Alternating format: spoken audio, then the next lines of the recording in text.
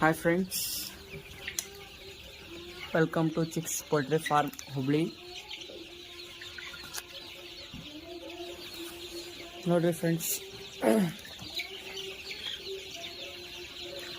ಇವತ್ತಿಗೆ 19 ದಿವಸದ ಮರಿ ಆಗ್ಯಾವ. ನೋಡ್ರಿ ಯಾವ ಥರ ಗ್ರೋತ್ ಅವ. ಏನು 19 ದಿನಕ್ಕೆ ನಾಳೆ ಇಲ್ಲ ನಾಡ್ದು 3rd ವ್ಯಾಕ್ಸಿನ್ ಹಾಕ್ತೀವಿ.